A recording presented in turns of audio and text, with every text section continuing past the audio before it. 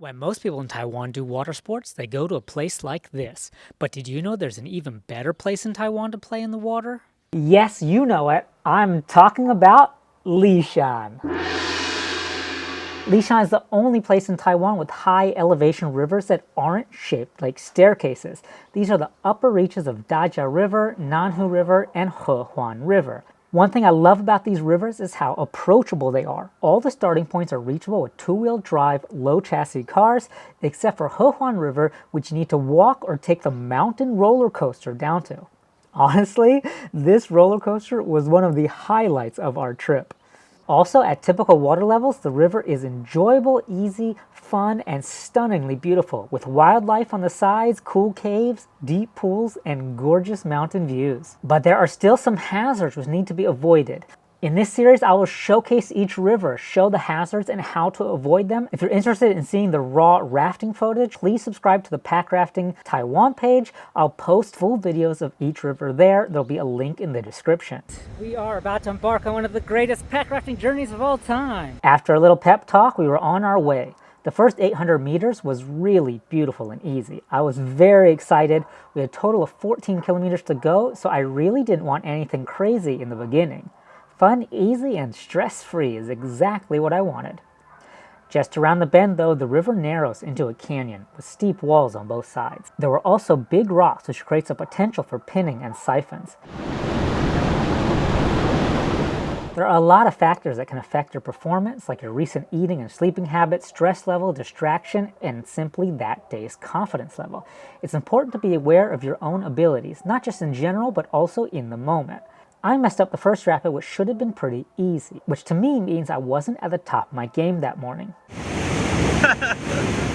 Because it's such a remote area, we decided to be careful and avoid anything that could result in a complication, even if the chance was small. Skip the top half of the second rapid, so there would be zero chance of anyone swimming down the bottom half.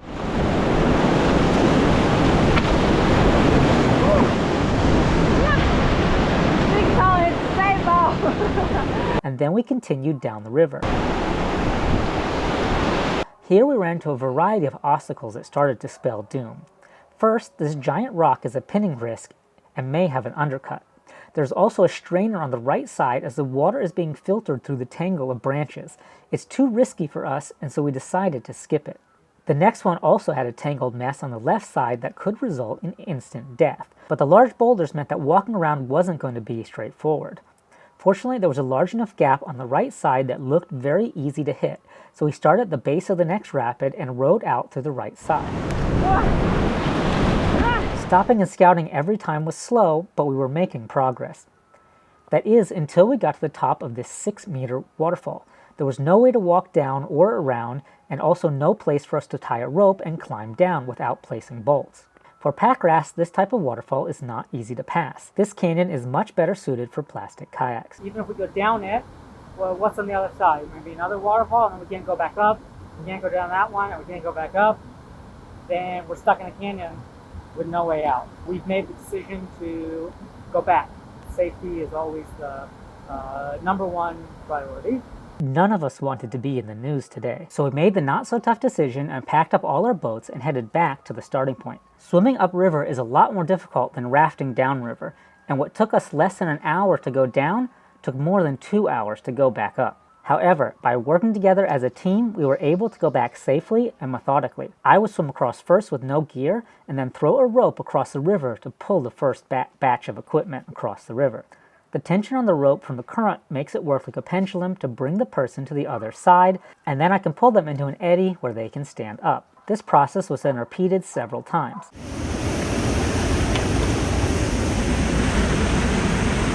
Eventually, we made it out of the canyon and had an easy walk back to the car.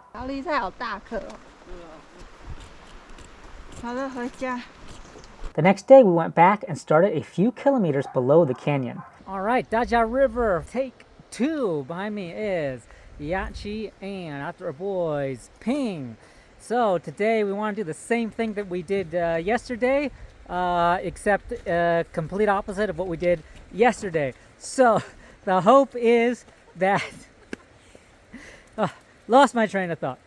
There's actually a starting point 1 kilometer higher, but we only had one extra day in our schedule, so if we had to retreat again, it would cost us a river. Since there was still a potential waterfall inside and insufficient fishlight data to confirm it, we opted to skip the second canyon and start out in the open. All right, let's go have a wonderful time.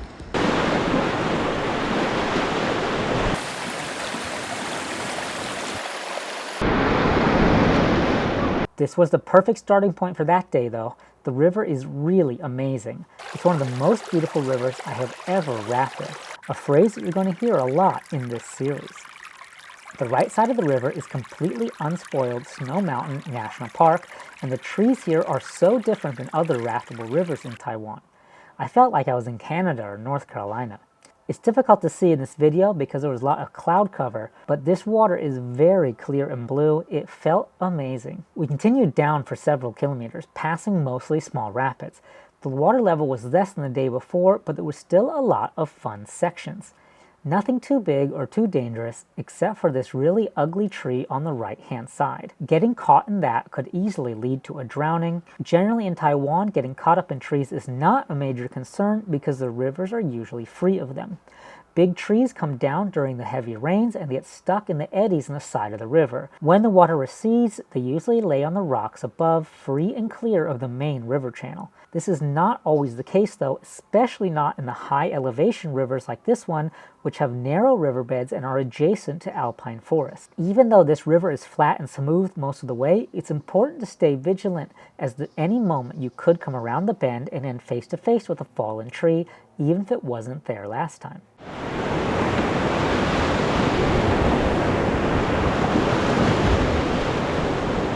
Today though, we didn't encounter many trees across the river, but we did have to stop at this horrible broken dam. No matter what, it's important to stop whenever you see a dam or other man-made structure that goes across the river. These are some of the most dangerous areas for rafters and kayakers to be in. In this case, when the water cut through the dam, it left a nice fun channel to raft down. But if you look closely, you can see there's a thin wire going across the middle, waiting to decapitate you. Even if it wasn't there, we usually skip all dams because the water erodes the concrete, often leaving protruding metal spikes under the water that you cannot see. But fortunately for us, this dam was easy to walk around, although we did have to walk under this giant hanging block of concrete, which was a little disconcerting. We dropped our boats over the edge and continued on foot to scout the next dam. It's a good thing we did too, because although it looks innocent from far away, this dam is deadly. There is a huge siphon in the spillway, which is probably covered in rebar. Anyone who is dumb or unlucky enough to find themselves in that situation is never going to come out again. Dams like this are extremely dangerous, and you should never ever attempt them. It's just not worth it. We don't know exactly what's under there, but we know it's really bad. The left side was not easy to go down, but it would be easy enough to go back up if we needed to retreat. So we jumped in and tossed the boats over, and entered into a beautiful canyon.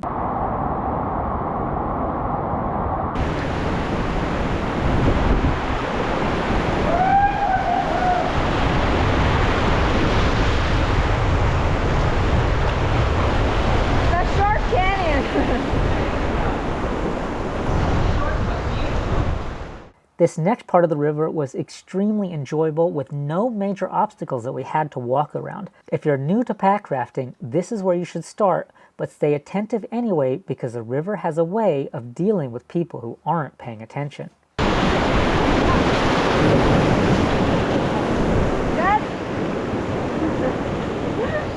This section of the river is so beautiful that I wish I could include it all in the video.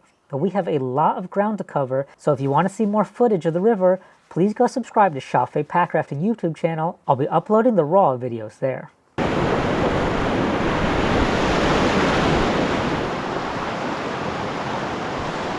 A little while later, we came across this mysterious black hole on the side of the river.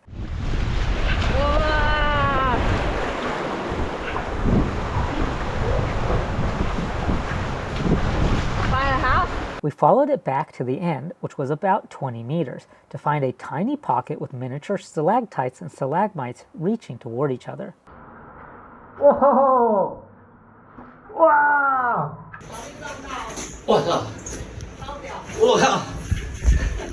靠，中50哎。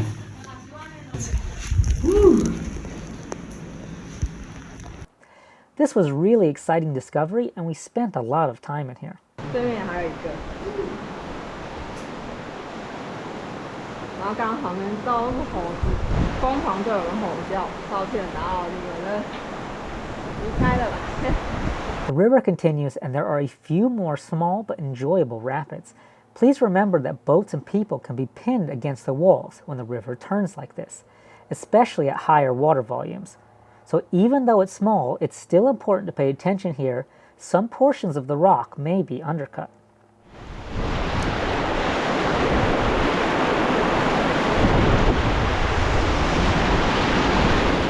The next discovery we made was less exciting.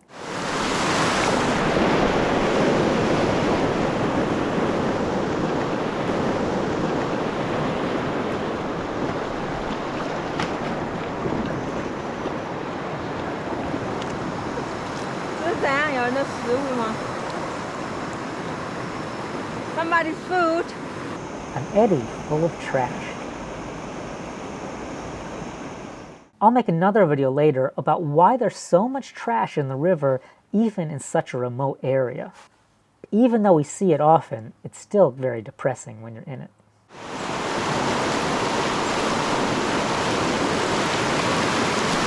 Soon we came to the confluence of Daja and Nanhu River. 大甲溪上游南湖溪会流到大甲溪。 By now, the water had cleared up a lot, which was awesome, but it had also gone down a little. I'd really like to come back here when the water level is much higher.